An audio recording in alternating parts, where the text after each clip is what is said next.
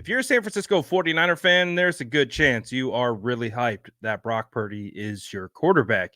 And we had 49ers general manager John Lynch go on the Pat McAfee show to talk about a bunch of different things. But one of the things he was asked about was kind of Brock and his process of to where he started to where he is now. And we've heard this story kind of loosely throughout the last couple years.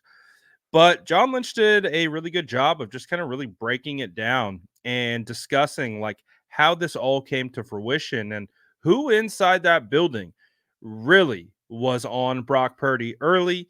And man, some of the things that he had to say about Brock just continue to solidify to me that Brock is the franchise guy. But don't take it from me. Listen to John Lynch right here as he joins the Pat McAfee show. Loves the wide receivers, Brock Purdy. And we all know in this room that 2 years ago, you guys had Purdy as the number one player in the draft. You just luckily didn't have to take him till 262. What did you see in Brock, John, when you guys were looking at him and drafting him? And then now here you are, 2 years later, two NFC championships, one Super Bowl appearance later. What do you see from him now and kind of his growth? And are you mentally prepared for a $500 million check, or how are you going to do that?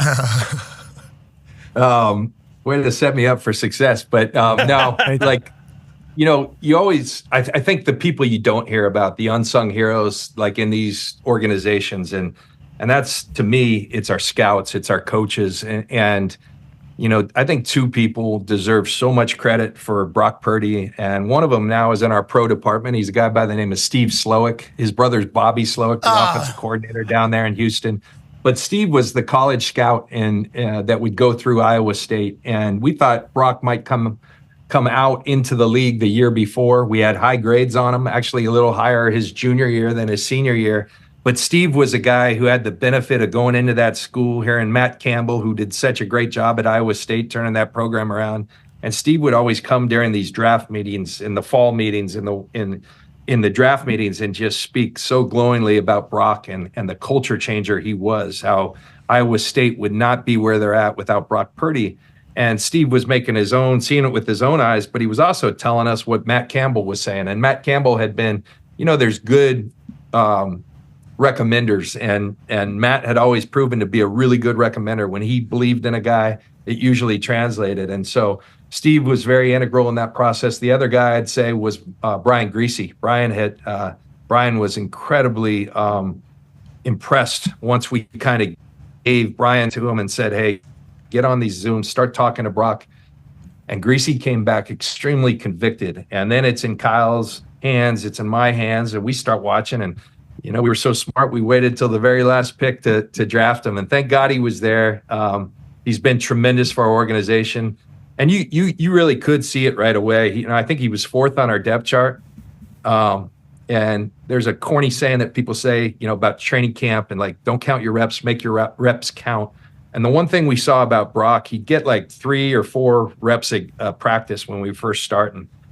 But man, he didn't come in and just play it safe. He was ripping it in windows that were small and doing so with confidence. That's a hard thing to do because it's an easy way to get run right out of here when you're the last pick in the draft and you're trying to make these bold plays. But he just played with a confidence, a poise, and you start seeing that. Then it's like Kyle says, well, let's give him 6 reps, and then let's give him 8 and 10. And he just kept kind of doing it over and over and over again. And Trey got hurt, and he eventually just kept getting better. And then ultimately Jimmy Garoppolo, who had come back, got hurt versus Miami. Brock goes in, and kind of the rest is history. He played with an incredible – I'll never forget that first game against the Dolphins. I mean, Brian Flores was the defensive coordinator, the head coach then. And, if you watch Minnesota, they come at you harder than anybody. They blitz more than anybody. Well, that's what they did with Brock out there. And the poise with which he took that challenge on and led us to a victory, man, you started to think we might be on to something. And then it just kept getting better. And Brock's been awesome. And we're thrilled to have him part of our organization. He's an awesome kid. And he's got a lot of ability. And it's a great story, but it's more than a story now. he's our guy, and we're thrilled to have him. Yeah, he's awesome. And there's a bunch of rumors every offseason about conversations that you have potentially or Shanahan has with people. And you just saying there, he's our guy, and it's awesome is a beautiful thing because, like, you know, when Mr. Irrelevant comes around now, everybody's going to say, this could be your next Brock Purdy. Look out. That's what they're going to say. And guess what? They're not. You know, they are. This dude is an anomaly, I think. The way, from everything, from the way he dresses, the way he responds to things, the way he acts, the way he throws, the confidence in which you say he talked about on day one, 4 reps, trying to throw some seeds. If those are pick six, this guy sucks. Why are we wasting a body on him? Instead, he becomes your guy. He's jacked too, huh? Was that Photoshop I saw on the internet, or is he... Yeah, Brock's taking good care of himself. He's a worker. He's always going to work. I mean, last year, you remember he, against Philly in the championship game, tore up his elbow, and just kept watching him beat timelines. And he kept saying, "I'm going to be fine. I'll be there, come training camp." And kind of against all odds, he made it back. And we're blessed to have Brock Purdy around this organization. First of all, shout out to Brian Greasy and Slowick for being able to identify Brock. And I mean, man, the 49ers pulling the trigger at 262 completely changed the entire complexion of this franchise right now. We just did a quick look back at the 2021 draft, and not a lot of hits in that draft. But when you hit on Brock Purdy with the last pick and he's turned into what he's turned into, it's hard to complain. And honestly, what I really liked about it was kind of how John Lynch was talking about,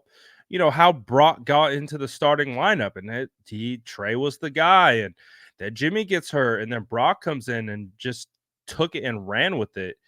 And he said something that, it's just 3 words, but he says, he's our guy.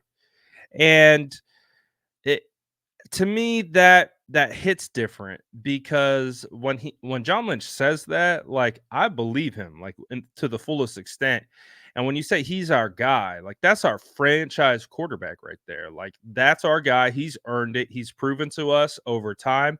He's proven to us through UCL surgery. He's proven it to us through ups and downs that he's our quarterback. And to me, as someone who's been covering the San Francisco 49ers since 2017, we haven't had a lot of QB stability. That's just one thing that we haven't had.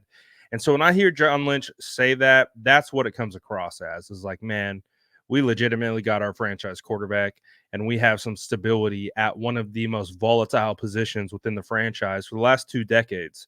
So for me, personally, as a 49er fan, it feels fantastic to feel like we have a quarterback, to feel like we got our guy, to feel like this isn't something that we need to hem and haw about, like, who's going to be the quarterback this year or whatever. Like, to me, everything that John Lynch has to say, Kyle Shanahan, all these guys, Jed York, when it comes to talking about Brock Purdy, they talk about him as the guy, and that is extremely refreshing. But I want to know what you guys thought about what John Lynch had to say about Brock. Let me know in the comments below. And as always, make sure to like and subscribe for more updates.